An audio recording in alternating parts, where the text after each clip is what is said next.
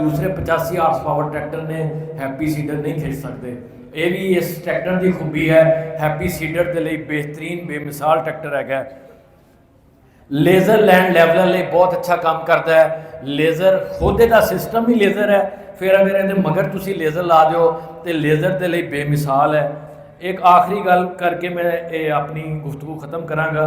फिर अगला हिस्सा दिखाया तू कि कितना भारी और कितना मजबूत इन्हों डिज़ाइन किया है। इसका स्टेयरिंग एवें फिरता है। मियाँ साहब हुणी चला रहे थे ट्रैक्टर, मियाँ साहब ने कहा कि ये V8 लगती है, जिमें V8 लैंड क्रूजर का स्टेयरिंग फिरता है। एक उंगली के नाल तुसीं इहनूं घुमाओ, एक उंगल नाल तुहाडा ट्रैक्टर मुड़दा है। तुहाडे मोढे नहीं थकते, सारा दिन काम करते रहो, इतनी ये सहूलत है। अच्छा, फिर ये टाई राड बड़े मजबूत ने, तुसीं भारी तो भारी काम कर लो। और सच्ची तस्वीर टाई राड की है। ये टाई राड बिल्कुल नहीं ब्रेक होणगे। पिछला जिहड़ा साडा मॉडल दबंग सी उहदे टाई राड की काफ़ी शिकायत सी, तो साडे इंजीनियर कलाडियो ने इसका अगला हिस्सा मुकम्मल तब्दील करता है, रीडिज़ाइन किया है और नवा बना दिता है। अच्छा, एक गल मैं तुहानूं बस दस के ख़त्म करदा इंशाअल्लाह अपनी अज की गुफ्तगू। वो असी नहीं की। वो गल ये है कि ये ट्रैक्टर डीजल की बचत इंतहाई किफ़ायतशार है। जिहड़े तुसीं दूसरे 85 हार्स पावर ट्रैक्टर इस्तेमाल कर रहे हो, जिथे वो 100 लीटर इस्तेमाल करेंगे, मियाँ साहब ये 25 लीटर, ये 75 लीटर ट्रैक्टर वो काम करता है। 25% तुहानूं बचत दिंदा है। असी ये ट्रैक्टर तुहानूं देण तो पहले असी ये 5 यूनिट बना के फील्ड में हज़ार घंटा टेस्ट किए हैं। एक ट्रैक्टर असी मियाँ चनू भेजा सीगा आलू के इलाके में, मकई के इलाके, एक उखाड़ा घलिया, एक मालिया, एक असी हासलपुर कपाह के इलाके भेजा, एक ट्रैक्टर गुजरात भेजा। गुजरात असी इहनूं चावल के उत्ते टेस्ट किया पानी दे विच डोब के।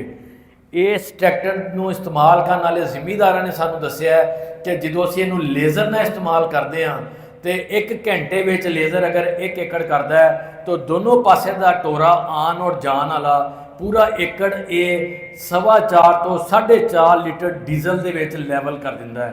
जो कि मार्केट दूसरे 85 हार्स पावर ट्रैक्टर जोड़े मौजूद ने वो 7.25 तो 7.5 लीटर जोड़ा डीजल है 1 घंटे इस्तेमाल करते हैं लेज़र के उत्ते। 1 घंटे तुहानूं 3 लीटर डीजल की बचत है इस ट्रैक्टर के उत्ते। अगर तुसीं इहनूं हलां ते इस्तेमाल करोगे, हलां दे उत्ते तुसीं इस ट्रैक्टर नूं 17 फाला हल इस्तेमाल करो। 17 फाला हल बड़ी सहूलत नाल खिंचदा है, लेकिन साडे जिमीदारां कोल 13 फाले हल ने। 13 फाले हल दे उत्ते ये ट्रैक्टर 2.25 तो 2.5 लीटर में 1 एकड़ की वाही करता है। जे तुसी दूसरा 85 हार्स पावर किसी कंपनी का इस्तेमाल करो, जिमीदारां ने किए हुए ने 4.25 तो 4.5 लीटर डीजल तुहाडा 1 किले की वाही ते लग जाता है। अलहमदुलिल्लाह टाइम कल्टीवेटर यानी कल्टी के नाल भी तुहाडा 1 किला 2 लीटर की तुहानूं बचत दिंदा है। फी एकड़ 2 लीटर डीजल तुहाडा बचदा है। मैं ये पूरी जिम्मेदारी नाल तुहानूं कहना है, ये अलहमदुलिल्लाह साडा दावा भी है और मैं तुहानूं पूरी जिम्मेदारी नाल गल करदा कि तुसीं ये ट्रैक्टर खरीदो। 2 सालां तुहानूं डीजल की बचत में तुहाडे पैसे पूरे कर देगा। बहुत शुक्रिया मेरे भरावां दा। अल्लाह ताला तुहाडीआं फसलां, तुहाडीआं जानां, तुहाडे माल इज्जत आबरू दीन ईमान बरकत अता फरमाए। ये जिन्ने मेरे इत्थे भरा बैठे ने अल्लाह सारियां दे उत्ते अपनी रहमतां नाज़िल फरमाए। साडियां फसलां बरकत देवे, साडे खेतां बरकत देवे। उम्मत मुहम्मदिया की अल्लाह हिफाजत करे।